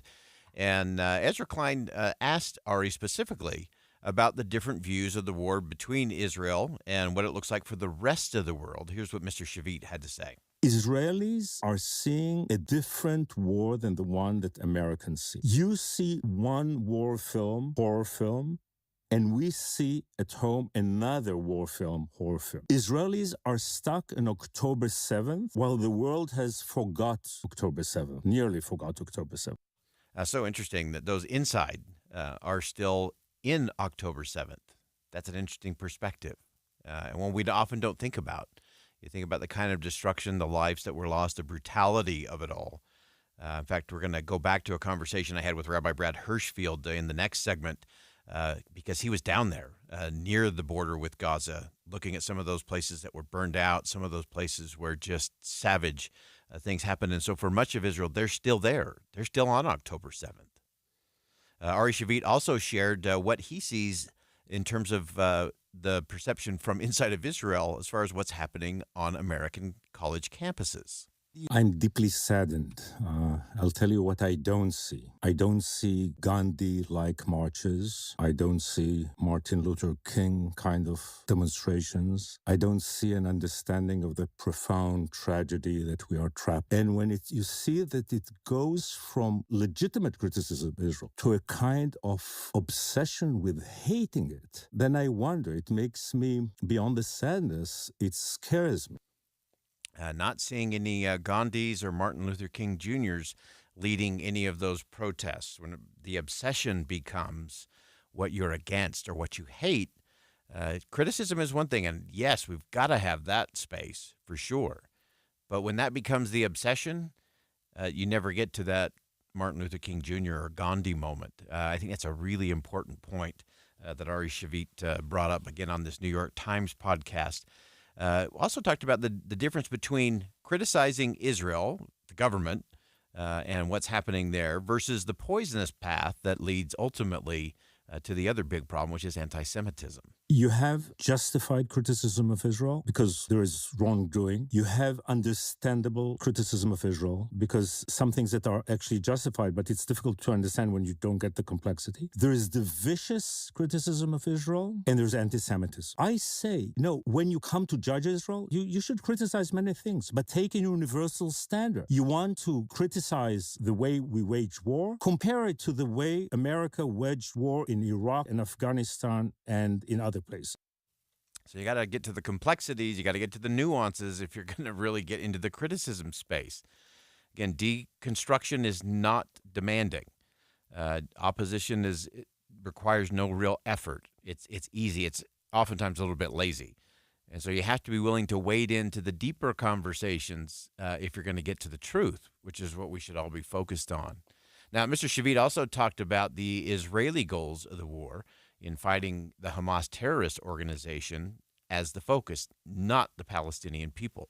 And sadly, the way the war was waged on our side, and I think we had to do it, and we had to defend ourselves, and we had the right to defend ourselves, but we should have been much more sophisticated. It should have been clear to any person watching television or TikTok or whatever in the United States that we are fighting Hamas, we are not fighting the Palestinians. I think that eventually Hamas has to be crushed. Hamas is threatening the lives of Israelis and the liberty of Palestinians. And we all have to unite in eradicating Hamas and liberate the Palestinians. I want every Palestinian to feel that he has more freedom, more prosperity, more hope every year, while Israel's security is not in danger. Okay, now that's one worth thinking again about, to just step back and say, one, he was very critical of his own government in terms of the way this war against Hamas has been waged, that it should have been different. There should have been more precision, maybe a little more planning, maybe a little more restraint. But that the idea is ultimately to fight for the lives of the Israelis and for the liberty of the Palestinians. And in order to do that, you have to remove Hamas. And I think ultimately a lot of folks are saying, there is a path to a two-state solution where you can have the liberty of the Palestinian people and self-governance and self-rule, and you can have the safety and security that the Israeli people want to have to live their everyday lives. Those are compatible principles. And too often when we conflate it, too often when we rush to the headlines and skip across the surface, it's all or nothing. And we don't get to the more nuanced piece of the puzzle. And I think that's an important line that Mr. Shavit gave us there in terms of let's be about the lives and let's be about the liberty. And that applies to the Palestinian people and it applies to the Israeli people. And those are compatible. And that's actually where peace can actually be constructed. Finally, he said that it's up to all of us to find a different path that could produce hope rather than fall into just the tribalistic traps that lead to nowhere. So it's a moral responsibility upon all of us to get to work and to create a different path and find a different path so we can prevent catastrophe and actually bring back some hope. And it is about bringing back hope. So that's a really interesting perspective. Again, going back to this New York Times podcast, and Ezra Klein, of course, is the host of that podcast, and that was Ari Shavit, Israeli writer and journalist. And I think the perspective is important for us here in the U.S. because sometimes we're just pushing our messages out, but we don't really think, how's that being perceived everywhere else? And so it's nice every once in a while to get a look from the other side. And we worry about what's going on college campuses. We worry about the debate over aid to Israel inside of Congress. And we should look at what does the rest of the world see? And how are they perceiving our conversations, our protests, our approach, our policy? That's always worth a good reflection. We're going to step aside for some bottom-of-the-hour news. And when we come back, we're going to continue inside of Israel. We're going to go back to my conversation from yesterday with Rabbi Brad Hirschfield from inside Jerusalem. And he went right down to the Gaza border. And we'll get some perspective of what that looks like from that perspective rather than just sitting comfortably here in the United States. Stick around. We'll be right back.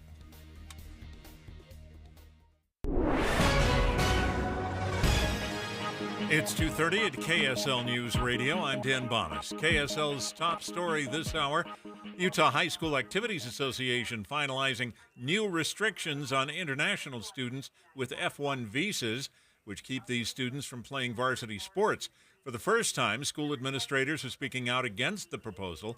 Ken Hoshino, who runs the program at Judge Memorial Catholic High School, shared a story about how one of their most recent students from Korea quickly fit in thanks to volleyball. I was told by some of his teammates that, hey, this guy, he's not like an elite athlete, but he's the glue to our team. Hoshino hopes their recommendations they're submitting to UHSAA will be listened to. Our top national story this hour from ABC News. U.S. officials have halted the shipment of 3,500 bombs due to their concerns about how they might be used by Israel in its operations against Hamas in Rafah. Defense Secretary Lloyd Austin says there are also efforts being made to take a look at other U.S. assistance to Israel. Now, Republican Senator Lindsey Graham is criticizing that decision. He calls it obscene and absurd. Your money at this moment, the Dow Jones average up on the day, 172 points at the close of trading. The S&P 500 barely moved, and the NASDAQ is down 29 on the day. And our KSL weather will be windy, especially the next couple of days in Davis County. That's next. KSL News Time, 2:31. You know what's great about KSL's traffic coverage? Trained traffic reporters and real listeners. Trading information and making the commute safer and faster for everyone. Every 10 minutes on the 9s, we have you covered on KSL News Radio. You know, I get it. There's a lot to consider when you're dealing with joint pain, and yet you reach a point where something has to be done because it's preventing you from doing the things you love. You want to avoid surgery because you know there's recovery and downtime. You want to stay away from drugs, but you think, what are the options? Well, listen, the future of medicine is here in the Valley at QC Kinetics. QC is the nation's leader in the most exciting revolution in pain management you've seen in decades. It's regenerative medicine. So if you have achy joints, they want you to know that our bodies were created to heal themselves, but those natural biologics need to be concentrated and sent directly to the area where you are feeling the pain. That's what QC Kinetics is all about. Relief without surgery or downtime. Do this. Call QC Kinetics today and ask about a free consultation, and to learn more, call 385-766-1987. That's QC Kinetics, 385-766-1987. Do it today, 385-766-1987. Are you stressing about your IRS tax problems? Have you received notices from the IRS threatening to garnish your wages, levy your bank accounts, or seize your property? You need an ally. Allies Tax Relief has tax attorneys and enrolled agents that are ready to fight for you. They have saved millions for taxpayers just like you. Allies Tax Relief can help put a stop to IRS collections and, most importantly, negotiate your tax debt. Here's Brenda, a happy client of Allies Tax Relief. I owed the IRS around $57,000, and they're about to start garnishing my paychecks. I heard a commercial on the radio about Allies Tax Relief, so I thought I'd give them a call. After a day, they were able to at least stop the garnishments, and after a few months of negotiations, I walked away owing the IRS only $301. If you owe the IRS, call Allies Tax Relief right now for your free consultation. Call 800-230-5174. 800-230-5174. That's 800-230-5174. When you think of Utah's homeless, who do you see? They are people with names and faces, and many are in dire circumstances. They are men and women, and sometimes children. Many are living on the street, in a car, or in a shelter. Some choose to be homeless. Most do not. Many experience the challenges of addiction or mental illness. All are vulnerable. Homelessness is a crisis, one that affects us all. Utah is building a coalition of community leaders and concerned citizens united to end the plight of homelessness. Homelessness should not mean hopelessness. Learn more at projecthumandignity.org. A message from Utah Impact Partnership. Traffic and weather together, brought to you by Sinclair's DinoPay app. Save up to 20 cents per gallon. Here's Ricky Meese. A big heads up for Davis County drivers going through the Syracuse area due to a rollover crash that took out a power pole. This is near 5th West and 2700 South. Traffic is fully closed closed in that area, and there may also be a power outage, so watch for traffic lights in the surrounding vicinity. If you're making your way westbound on I-80, it's been heavy and slow as you're passing I-215's West Belt. Advanced Window Products, $2,500 off, 10 windows or more, advancedwindows.com. Affordable windows guaranteed. Ricky Meese in the KSL Traffic Center. Weather will be cloudy with a chance of showers today, then tomorrow. Easterly Canyon winds pick up in the morning, continue into Friday with gusts up to 50 miles an hour possible. Highs rise into the 70s for the weekend. Right now we're at 52 degrees with mostly cloudy skies. I'm Dan Bomas from the KSL Common Spirit Health Studios. Listen online at kslnewsradio.com. We're Utah's news, traffic, and weather station. Inside Sources. Inside Sources. America's voice of reason. Boyd Matheson On Utah's home for elevated conversation. Inside Sources on KSL News Radio. Well, it is always a good day when we have Rabbi Brad Hirschfield joining us, not from New York today, actually joining us from Israel. And Rabbi Brad, with the three things you need. We're grateful that you'd spend some time very late at night over there. I know it's just the beginning of the second day that you have going 24/7 over there. This has obviously been such an interesting period. We always look at Holocaust Remembrance Day saying that what we ignore or forget, our children will not know, and what our children do not know, our grandchildren will not possess. And it seems to me that when we get to Holocaust Remembrance Day this year, it just feels a little different. Give us a sense from inside of Israel what this has been like this year. Thank you, Boyd. Yeah, it does make a difference. I would only add one other thing. I think the things that our children do not know, our grandchildren are likely to do again. And so I think the stakes are very, very high. I think that we have to bear in mind that remembering is not a passive process. We have to choose what we remember, and we have to choose how to remember. And that feels especially powerful, especially this year, and especially even more so from Jerusalem, where I'm talking to you from tonight. And that is because it's been said a lot, October 7th was the deadliest day in Jewish history since the Holocaust, and one of the deadliest days in Jewish history ever. But because memory is a choice, we have a choice to remember in ways that simply stir our rage and our anger, and we have ways of choosing to remember that position us toward life. And so this Holocaust Remembrance Day in Israel, there was an incredibly poignant sense that whatever is going on, needs to go on, should no longer go on militarily. And those are all political decisions, and there are people in the country across that political spectrum. What there is absolute agreement about is that human life is sacred and that hostages need to come home. And that the sign you see all over the country is that the return of hostages is a national victory. And that is something that people share. And in many ways, that is a response to the Holocaust, which was the ultimate statement of the objectification of people. I mean, one of the most powerful images of Holocaust survivors are human beings who have been tattooed. They have literally been coded because they were turned into objects. And so the choice that I make this year is to remember that having gone through a time when people were so thoroughly objectified, and then having gone through a time when people were so savaged as they were on October 7th, that to be able to bring people home from captivity is itself a profound victory, whatever else we choose to disagree about politically and militarily. I think that's so important, and I think it is one of the things that we've lost in all of this conversation. As you said, there's a lot of disagreement about the politics of it and the navigation of the war and geopolitical positioning and all of those things. But the hostages are the hostages, and getting back to the dignity and divinity of those individuals, to me, that may be the most important in how we choose to remember. I think you're right. And that's why, by the way, when people say they ache over the thousands of dead on the Palestinian side, I agree.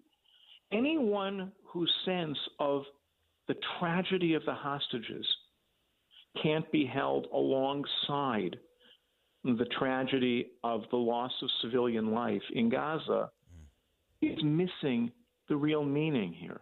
You have to be able to worry about both, which is why I've regularly said to people who say there has to be an immediate ceasefire now. I said, we can agree or disagree about that. That's just add one thing. If you call for an immediate ceasefire, also call for the return of all the innocent hostages, because that's the way on that side you can honor this dignity of life for all people. And in the same way, as I say here on the Israeli side, prioritize the return of those hostages. It may not be the only priority, but don't be apologetic about saying that is the most immediately important job to get done. Yeah, that is the job to be done. No question about that. I know that you were down in and around Gaza today. Give us a little sense of what you heard on the ground. What are the conversations there? I was in two places, both of which were attacked on October 7th. One of the, it's not a big city, but, north of 10,000 people, called Sderot, and it often became famous because it was the biggest town that was assaulted by rockets for the last 10 years. And then one of the kibbutzim that's even a little closer, about 3 kilometers, so about 2 miles from the Gaza border, called Kfar Aza, literally Gaza Farm. It is by turns horrible, inspiring, life-affirming, depressing.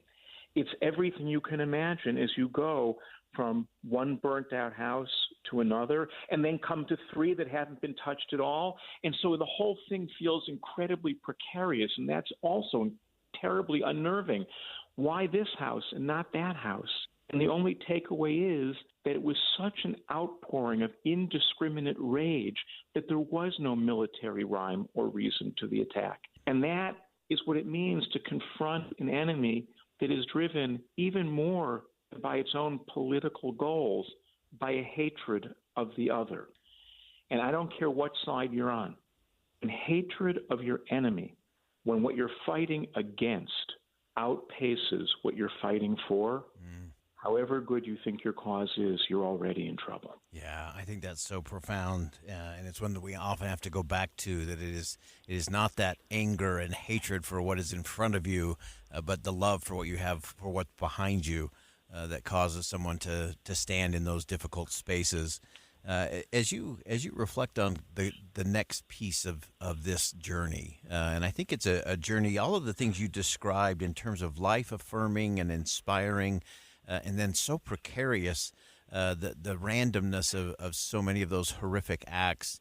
What is it that you're going to take forward in terms of how do we take what is a moment of remembrance and turn that into a movement of human dignity and forward sustainable movement? So I think you've asked exactly the right question. Concretely from today, what I will take away with are the conversations with people on the ground there who talk about what it will be like in 24 to 36 months when everything is built back up, when life is returned not to what it was before, because it can't be, but to a new normal, to a life-affirming normal. And I think that's the challenge when we recover from any kind of trauma, whether it's personal or collective, to remember toward life, to remember for life, to ask how coming out of the tragedy we can position ourselves more on the side, as much as we may have to fight to get there, that net out more things are better for more people, regardless of what side they're on.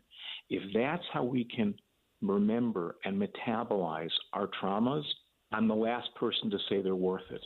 But at least they leave a legacy that is more on the side of life than of death. And if you ask me what's really being fought for here, it's for that legacy. Yeah, it is for life. It is toward life. It is really getting into that space of both radical empathy and radical compassion for all of our fellow travelers, regardless of the geopolitics of it all. And that gives us a space to actually tap into that humanity and divinity that does put us in the place where we can make a difference and leave a legacy, as you've said.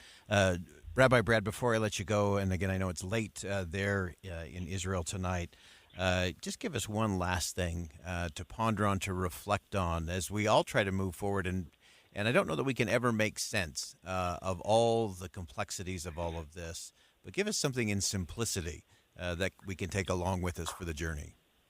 I think the simplest thing is, before we begin to ask a lot of questions about other people and their conflicts, ask who we, each of us, see as the good guy and the bad guy, and ask two simple questions. Can we dare to imagine that we, and each we thinks we're always the good guy, are not necessarily as good as we'd like to imagine? And could we imagine that they, who are the bad guy, they really are, whichever bad guy we're identifying, are not quite as bad as we'd like to imagine? Because if we can imagine how we could be a little better, and they may not be as bad as we like to imagine, that's where new solutions can emerge. Fantastic, as always. Inspired insight there from Rabbi Brad Hirschfield from Jerusalem.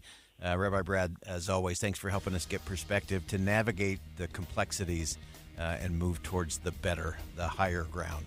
And we appreciate you joining us today. Thank you so much.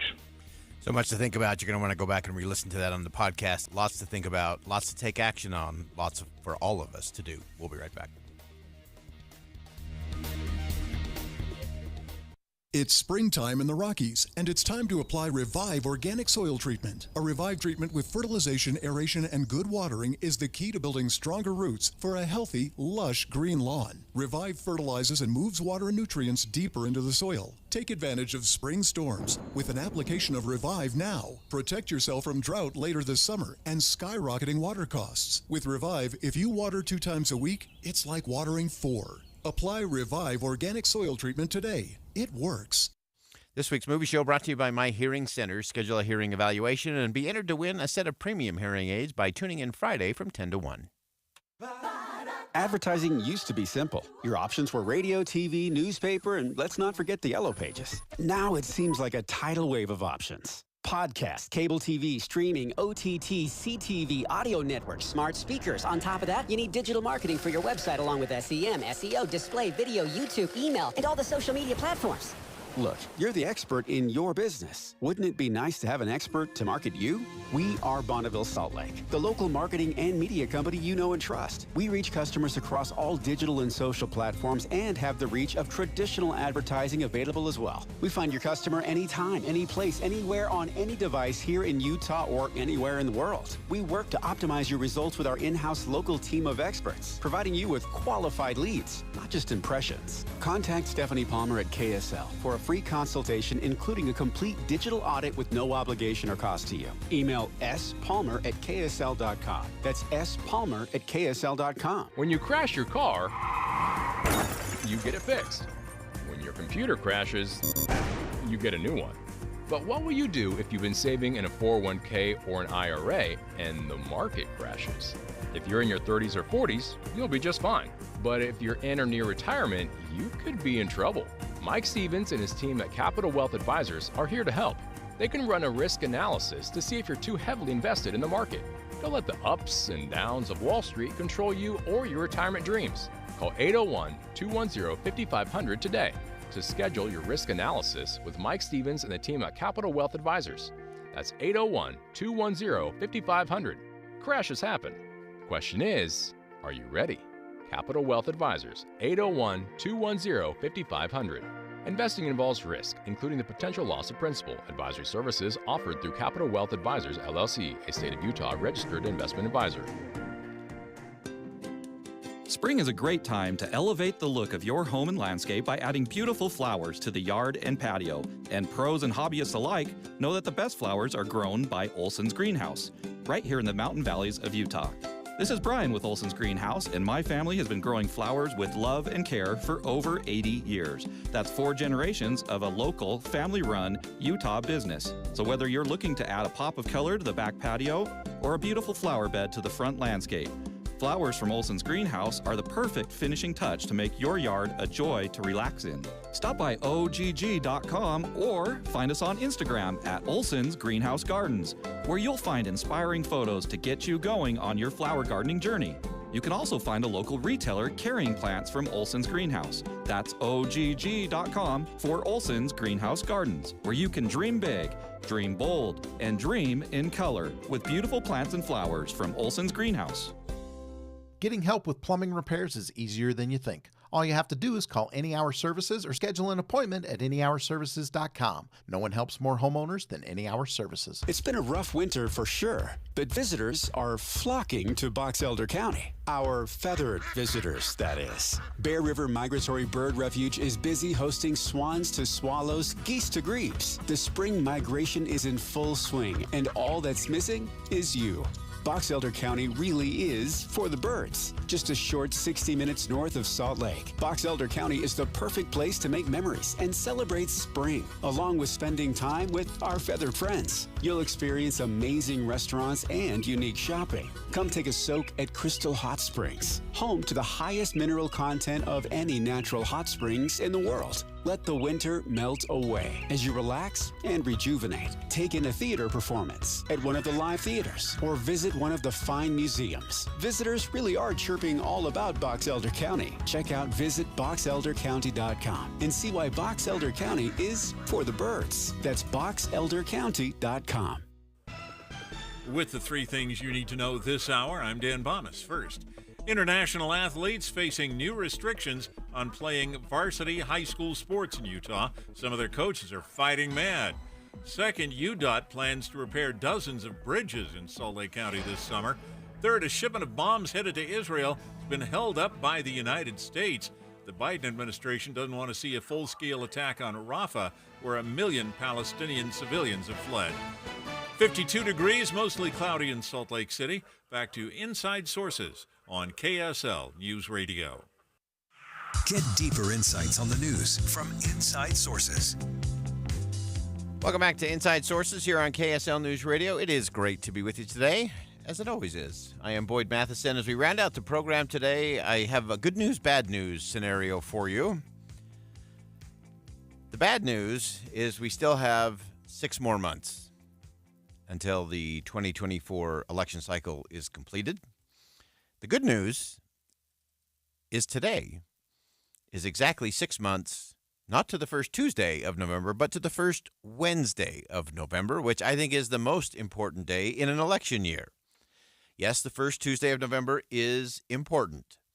Casting your vote, making your voice heard, it is our duty, it is our right and privilege as citizens of this country. But the most important thing is what happens the day after, because Wednesday morning always comes. And so as we look towards that, we are exactly 6 months from the first Wednesday of November. That's the good news.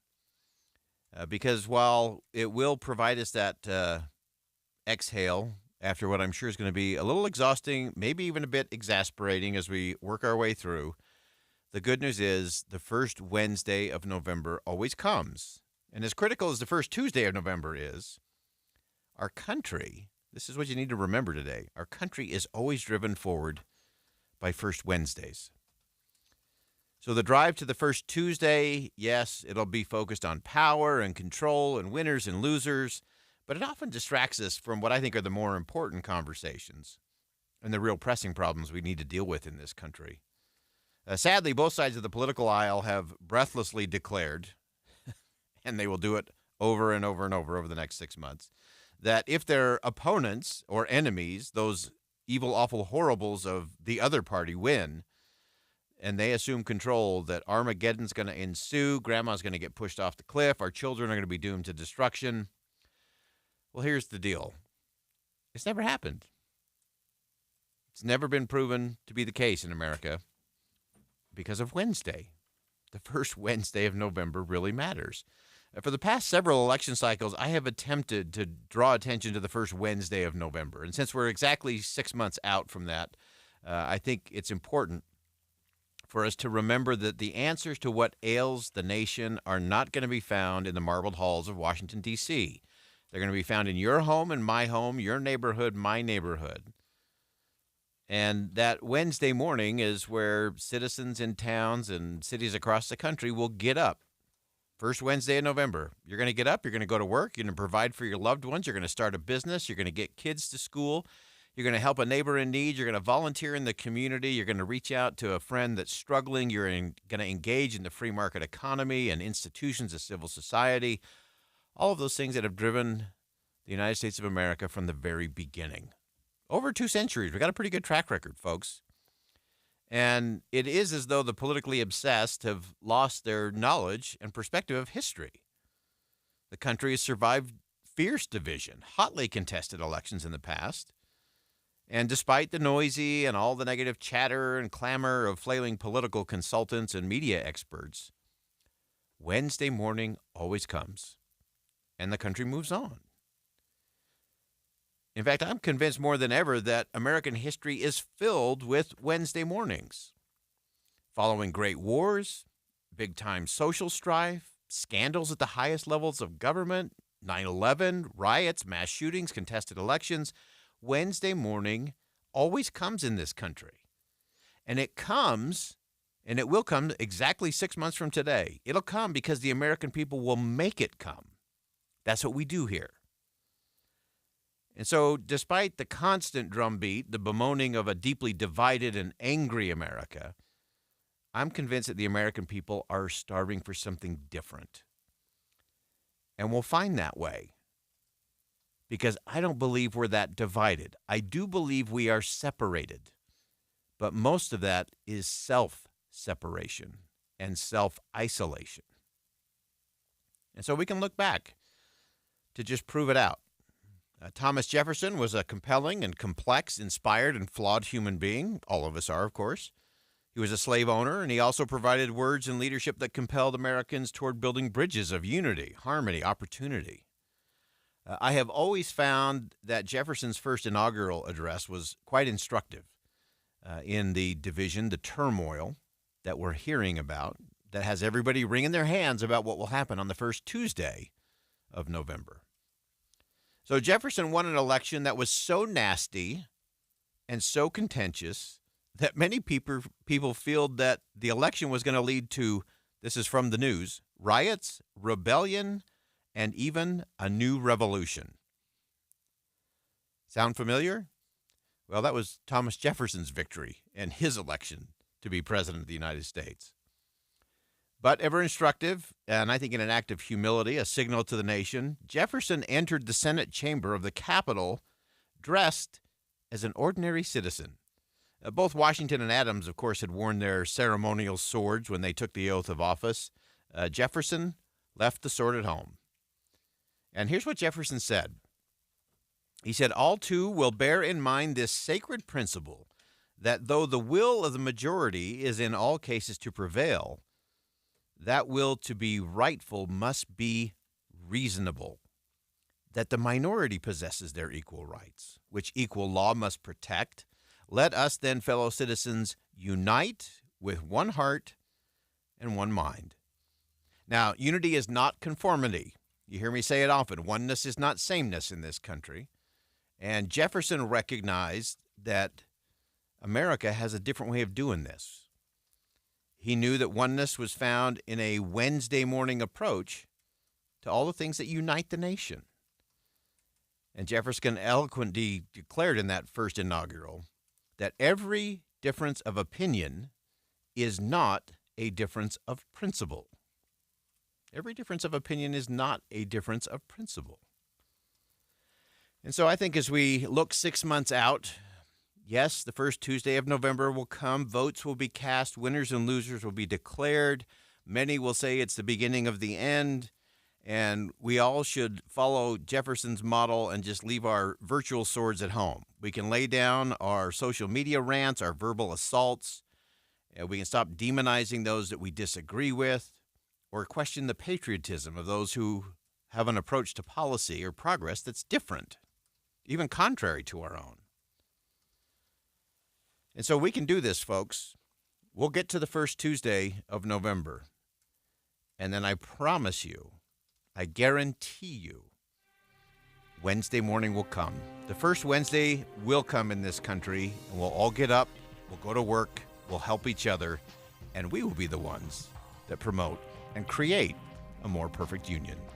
That wraps it up for us on Inside Sources today here on KSL News Radio. I am Boyd Matheson. Thanks for joining us. And as always, as you go out into the world today, make sure you see something that inspires, say something that uplifts, and do something that makes a difference.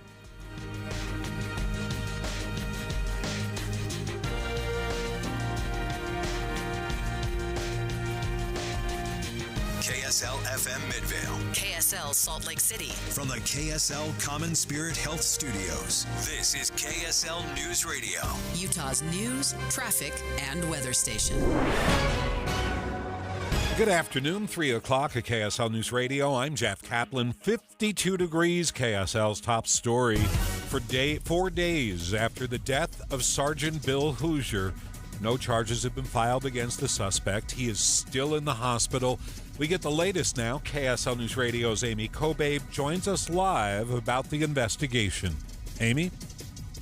Jeff, police involved in the case have confirmed they expect the suspect